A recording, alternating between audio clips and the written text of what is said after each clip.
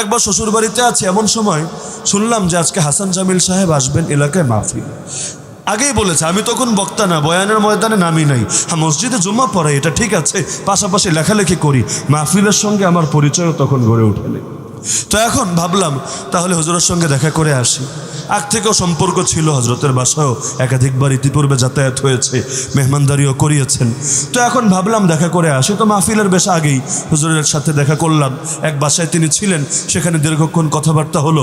পরে এখন মাহফিলে গেলাম, যেই মসজিদে নামাজ পড়লাম এশার নামাজ, এখন নামাজ শেষে হুজুরে নিয়ে যাবে স্টেজে। আমি যেহেতু তখনও বক্তা না, আমার ফেস তো লোকে চিনবে না, এটাই স্বাভাবিক। মানুষ তো যারা ভাইরাল বা যারা পাবলিক ফিগার, সেলিব্রিটি, তাদের ফেসে চেনে। তো এখন একই সঙ্গে নামাজ পড়লাম, নামাজের পরে একসাথে এর মধ্যে ওই যে খাদেমরা থাকে যারা হুজুরে রিসিভ করে নিয়ে আসবে, মাহফিল কমিটির লোক এমন জোরে ধাক্কা ধাক্কি করতে শুরু করলো, মানে হুজুরের নিরাপত্তা দিয়ে নিয়ে যাবে, আশপাশে কোনো লোক রাখবে না। এখন যদিও গিয়েছে একসাথেই, কিন্তু ওরা তো আর জানে না আমি কে বা আমি বক্তার সাথে কি না। এমন জোরে এক ধাক্কা দিল, পুরো মনে হয় ছিটকে আমি অনেক দূর গিয়ে পড়লাম। নিচে পড়ি নাই, তবে ছিটকে অনেক দূর চলে গেছি। পরে সেই সময় হাসান জামিল সাহেব এদেরকে ধমক দিয়ে আমারে ডাকালেন, ডাকায় হাত ধরে ধরে নিয়ে স্টেজে উঠালেন। স্টেজে হজরতের বাম পাশে সভাপতির আসনে বসা ছিলেন যশোরের সর্বপ্রধান মুফতি। যশোরে ফতোয়া বোর্ড আছে, সেই বোর্ডেরও সভাপতি যিনি, মুফতি মুজিবুর রহমান সাহেব। তিনি হচ্ছেন করাচির হজরত আরেফ বিল্লাহ শাহ হাকিম মোহাম্মদ আখতার নওয়ারুল্লাহ মারকাদাহুর মুজাজা খলিফা, মুরব্বী মানুষ এবং যোগ্য মানুষ। আমার বিয়ে হুজুরই পড়িয়েছিলেন। তো এখন হুজুর হলো বাম পাশে বসা, হাসান জামিল সাহেব তো স্টেজে বসা, আমারে হাত ধরে নিয়ে স্টেজে বসালেন হুজুরের পাশে। এখন আমি আর শরমে চেয়ারে বসলাম না। আরে দুইজন এত বরেণ্য ব্যক্তিত্ব, তাদের পাশে আমি ছোট মানুষ। তখন আমার দাড়িও বেশি ওঠে নাই, হালকা হালকা। এখনও তো দেখেন না দাড়ি আমার কত কম, আমার কত ছাত্রের দাড়িও আমার চাইতে বড়। এদের পাশে দাঁড়ালে আমার নিজেরই শরম শরম করে। আমার মাওলানা ছাত্রই তো আছে এই দেশে কয়েকশো। এখন অনেকেরই হালত এমন, তাদের দেখলে আমার কাছে মনে হয় আমার উস্তাদের বয়সী হবে, কিন্তু দেখা যায় দাড়ি তো সবার একরকম হয় না। এখনও ছোট, তখন তো আরও ছোট। এই জায়গাগুলো একদম খালি, এখানে হালকা, এখানে হালকা। এখন শরমে উপরে না বসে নিচে বসলাম।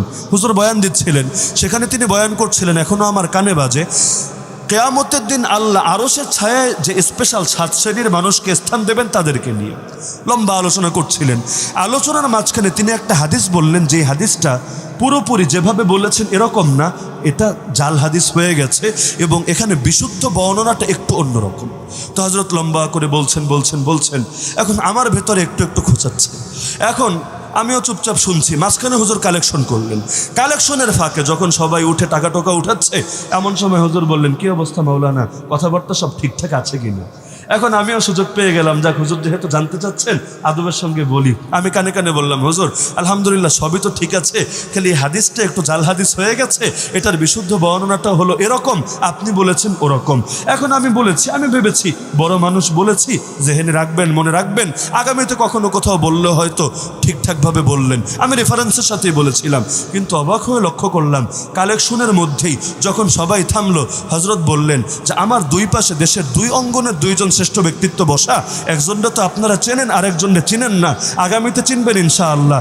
একটা সময় এমন হবে আল্লাহ তাকে যুবকদের আইডল বানায় দিবেন, তখন আমার পরিচয় করিয়ে দেওয়া লাগবে না। পরে নামও বললেন, হালকা পরিচয় দিলেন, তারপর বললেন, আমি প্রকাশ্যে আপনাদের সবাইকে সাক্ষী রেখে আমার আগের কথাটাকে উচ্চ করে নিচ্ছি এবং সে আমাকে যেই ব্যাপারে ভুলটা ধরিয়ে দিয়েছে, আমি আমার ভুল মেনে নিয়ে আমি শুদ্ধটা বলে দিচ্ছি।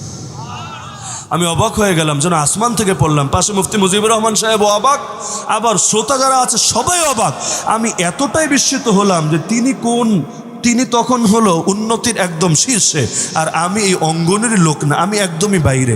আমারও কথার 2 পয়সা পাত্তা না দিল তার কোনো ক্ষতি ছিল না, কিন্তু জাস্ট পাত্তা দিলেন না, এতগুলো মানুষের সামনে প্রকাশ্যে ভুল স্বীকার করে নিলেন। তখনই বুঝলাম আলহামদুলিল্লাহ, আল্লাহ তাআলা আমাদের কওমি জগতে কেন এত বরকত দিয়েছে।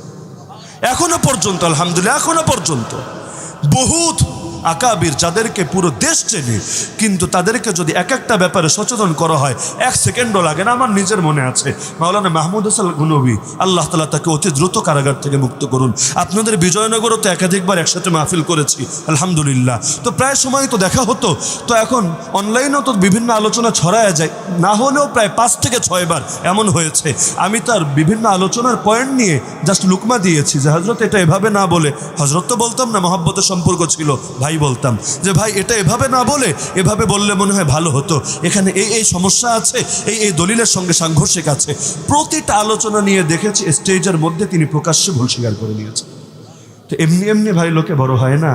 যেই গাছে ফল বেশি হয় সেই গাছ তত বেশি নুয়ে পড়ে, সেই গাছ উদ্ধত হয় না। এই কারণে বিনয়ী যারা হয় আল্লাহ তাদের মাকাম বানায় দেন। হাদিসে আছে মান তাওয়াদা লিল্লাহ রাফাআহুল্লাহ, আল্লাহর জন্য যে ছোট হয় আল্লাহ তারে বড় বানায় দেন। আর ইবলিস বরত্ব দেখিয়েছিল আল্লাহর সামনে, আল্লাহ চিরতরে তারে ছোট বানিয়ে দিয়েছেন। তো আমাদের উচিত কি? আমাদের উচিত কেউ ভুল ধরিয়ে দিলে তাকে আরো কৃতজ্ঞতা জানানো, ধন্যবাদ জানানো। পশ্চিমা বিশ্বে আছে অনেক ক্ষেত্রে এই ট্রেন্ড, আপনি ভুল ধরাবেন বলে দেবে থ্যাংক ইউ। আর আমাদের দেশ একেবারে জঘন্য ভুল, সবার চোখে ভুল, যেই ভুল ধরতে আলেম হওয়া লাগে না, এটা নিয়ে বললো এমন এমন গালি দিবে, জিন্দেগিতে দ্বিতীয়বার আর ভুলের লুকমা দেওয়ার হিম্মত আপনার হবে না। তবে আমি ব্যক্তিগতভাবে আমার চামড়ারে বেশ মোটা বানিয়ে নিয়েছে। গালি লোকে যে যা দেখ না কেন, আলহামদুলিল্লাহ আমার গায়ে লাগে না। গন্ডারের চামড়া দেখেন নাই, এখন টোকা মারলে 2 দিন পরে আর ভেতরে লাগে। গালি তো কম খাই নাই। এক রবিউল আউয়াল মাসে দেশের এই জেলাপিখোর তথাকথিত সুন্নি জামাত আমার গালি কম দিচ্ছে। একজন না, খালি ওরা পুরো দল বল মিলে আমার গালি কম দিছে নাকি। এমন এই মাসে যেই কয়বার নবীর নাম নিয়েছে এর চাইতে কয়েক গুণ বেশি মনে হয় আলী হাসান ওসামারে গালি দিছে। তো কি হয়েছে দেখ না গালি। আমি বিশ্বাস করি আমি যদি হক হই কারো গালি আমার কোনো ক্ষতি করবে না, উল্টো ওদের এই নেগেটিভ মার্কেটিং আমার জন্য উপকার বয়ে আনবে ইনশাআল্লাহ। লাস্ট এটা বলে আলোচনার ফিনিশিংটা নি। 5 দিন আগে, এখন থেকে 5 থেকে 6 দিন আগে শায়েস্তাগঞ্জে একটা এলাকায় গিয়েছি মাহফিলে, ছোট মাদ্রাসার মাহফিল। মাদ্রাসাওয়ালারা জানালো হুজুর এই এলাকা পজিটিভ না নেগেটিভ, বড় কষ্ট করে মাদ্রাসা চালাতে হয়, টাকা পয়সাও পাই না, পুরো বেদাতি এলাকা, আমাদের মাহফিলে লোকই হয় না। অন্যান্য বছর আমরা এত মাইকিং করে এত পোস্টারিং করে লোকই পাই না, কিন্তু এই বছর আমাদের প্যান্ডেলে আমরা জায়গা দিতে পারছি। আমি বললাম আচ্ছা এত লোক কি বাইরে থেকে এসেছে, মানুষজন দূর দূরান্ত থেকে? বললো হুজুর না, যে এলাকা বাইরে থেকে আসতে চাইলেও যাতায়াত তো সহজ না, বাইরে থেকে আসে নাই, সব স্থানীয় লোকেরা। আমি বললাম আচ্ছা এতকাল পর্যন্ত আসলো না, এই বছর কি এমন হলো? সেই মাহফিল আল্লামা জুনায়েদ আল হাবিব হাফিজাহুল্লাহ ছিলেন দাওয়াতি মেহমান। এই যে 22 অক্টোবর, বেশি দিন আগে না, আপনাদের শিয়ালুরি মাহফিল করে ওই এলাকায় গিয়ে মাহফিল করেছিলাম। তো এখন আমিও বয়ানে বসে দেখি লোক আর লোক, প্যান্ডেলে জায়গা হচ্ছে না, লোকজন দাঁড়িয়ে আছে চারদিকের মধ্যে। অবাকই হলাম। লাস্টে জিজ্ঞাসাই করেছিলাম এত লোক কিসের জন্য? বললেন যে এলাকা ফেভারে না, এলাকা নেগেটিভ। তো এত লোক কিসের জন্য? বলল হুজুর ওই যে চ্যালেঞ্জ হয়েছিল না রবিউল আউয়াল মাসে, এখন সারা দেশে সুন্নিরাই তো জেনে গেছে, এরাও জেনেছে, এখন এদের ভিতর কৌতূহল জেগেছে মালডা আবার কোনটা। আমগো সুন্নি হুজুরগো চ্যালেঞ্জ দিল, সুন্নি হুজুরগো সঙ্গে ডিবেট করতে চাইলো, তাহলে দেখেই আসি। দরবারে জাহাঙ্গীরিয়ার সঙ্গে মোকাবেলা করলো, এই হুজুর আবার কোন হুজুর? তো যারা এসেছে কেউ আসলে হুজুর আপনার লোক না, আপনার খাঁটি কিছু শ্রোতা আছে, কিন্তু বেশিরভাগ 95% এমন যেগুলো আস্ত সুন্নি কিন্তু বাস্তবে আপনাকে দিল থেকে মহব্বত করে না, কিন্তু এসেছে সির্ফ শোনার জন্য আর আপনার দেখার জন্য। লোকটা আসলে কে? আমি বললাম আলহামদুলিল্লাহ এদেরই তো আমার দরকার। শুনতে থাক না, শুনতে শুনতে আল্লাহ চাইলে একসময় পরিবর্তন হয়ে যাবে ইনশাআল্লাহ। রাজবাড়িতে যখন জুমা পড়াতাম আমার মসজিদে ব্যাপকভাবে সব ঘরানার লোক আসতো। এমনি তো বেদাতি এলাকা, বেদাতি তো আছেই ফ্রি, কথা এটা নিয়ে আলাদা বলাও লাগে না, কিন্তু প্রচুর পরিমাণ আহলে হাদিস ভাই বলেন, জামাত ইসলামের ভাইয়েরা বলেন, তারপর আরও যত দল আমি চিনিও না, আঞ্চলিক বা জাতীয় বিভিন্ন দল, যারা সাধারণভাবে কওমি মাদ্রাসায় হয়তো আনাগোনা কম করে। শুরুর দিকে অনেকে আমারে বলতো হুজুর কিছু বলেন না কেন, এদের খোঁচান ওদের খোঁচান ওদের খোঁচান। আমি বললাম ভাইরে ভাই খোঁচাখুচির দরকারটা কি?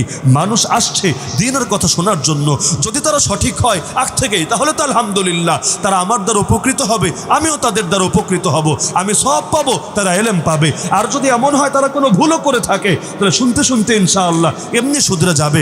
মানুষকে আঘাত করে পরিবর্তন করা যায় না, গালিগালাজ করে চেঞ্জ করা যায় না। আলহামদুলিল্লাহ মানুষ যখন বুঝতে শেখে তখন কেই বা জেনে বুঝে জাহান্নামের পথে পড়ে থাকতে চায়। তো এখন যারা হক তারা তো হকই, তারা আমার দ্বারা উপকৃত হবে, আমিও তাদের দ্বারা উপকৃত হব। যারা ভুলো তাদেরকেও তাড়িয়ে দেওয়ার কি আছে? নবীকে কাফের মুশরিক তাড়িয়ে দিয়েছেন, তাদেরকে দাওয়াত দেন নাই, ঈমান আমলের কথা বলেন নাই, তো বলেছেন পরিবর্তন কি হয় নাই? নবীর দাওয়াতের আগে কয়জন ছিল মুসলমান? কয়জন? কেমনে হবে মুসলমান? কিন্তু আল্লাহ নবীর দাওয়াতের বরকতে এই যে লক্ষ লক্ষ মুসলমান তৈরি হলো, এটাই তো দাওয়াতের কারিশমা। আমাদেরকে তো বলে যেতে হবে হেদায়েতের মালিক আমরা না, হেদায়েত দিবেন কে? হেদায়েত দিবেন কে?